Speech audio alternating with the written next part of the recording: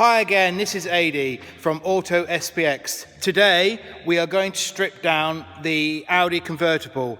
I haven't got one of those special cameras, so what I'm having to do is strip a little bit down and then take photos of what I'm doing. So here we go. As you can see, I've taken the front wing off. I've taken the complete front end off, which on the Audis is very easy. It's just about 6 bolts and it just comes straight off. And then I've obviously taken the panel off here. I've also removed the door. Because it's on a ramp, I'm going to need to get to the steering column and everything, and with the door completely off, it's easy to get to. Right, what I've got to do now is I've got to undo the suspension here, and I've got to undo the suspension here, and then undo the subframe bolts, and the engine should completely drop out. Right, as I've got all the front panels and everything off the car, what I want to do before I go any further, just to see if this project is actually able to do it, what I'm going to do is I'm going to put the B7 wings onto the car, see if they actually fit, because if they don't fit, there's no point in going any further. Right, here's the passenger side wing. Right, what I'm going to do now is pick it up and let's see if it will actually fit.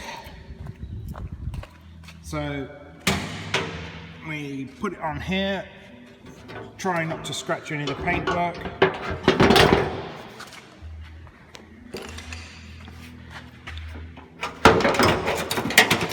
Right, the bolts are now lined up there.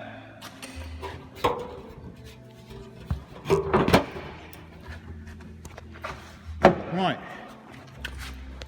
there we go. The body line fits perfectly. So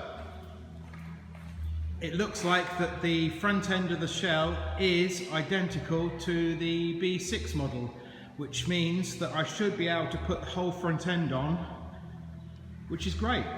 Right, we're now ready to take the engine out. Gearbox, all the suspension, all in one go. Everything's been undone. All I've got to do is hopefully lift the body up and the engine and everything will go down.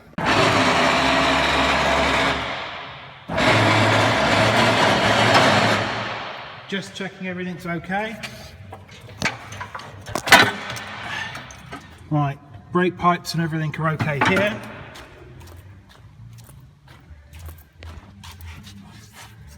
Brake pipes are okay there. Looking through it. I forgot an earth strap there. It's little things like forgetting to undo an earth strap. If you don't notice it, can ruin the whole thing. Luckily, it was just one earth strap, which I've undone, so we should now know how to take the engine completely out.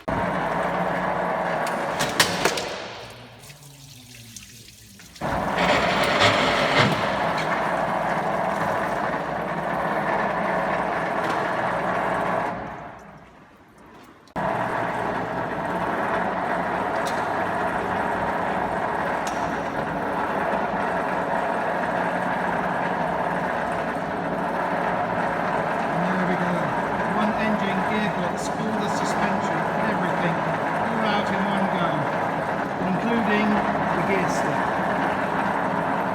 Now we've taken the engine out, now comes the hard part, putting it all back together again. First of all, I will be checking to see if things like the steering rack and everything else will fit, so that we know that we've got the right part for the right job. Right, we found the first difference between the two models.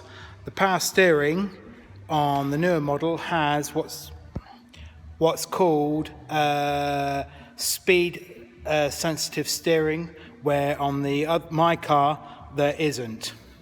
Right, the new engine and gearbox is in place in the whole of the engine bay.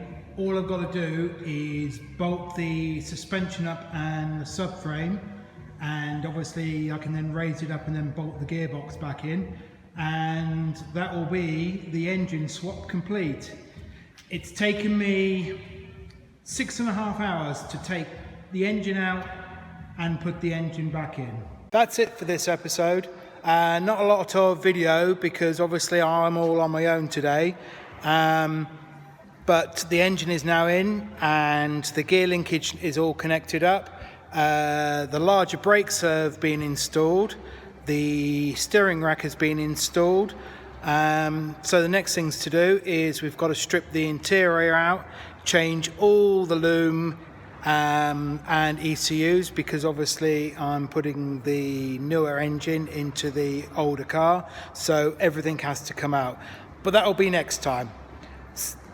If you like what you're seeing, please like, and I'll see you in part 3.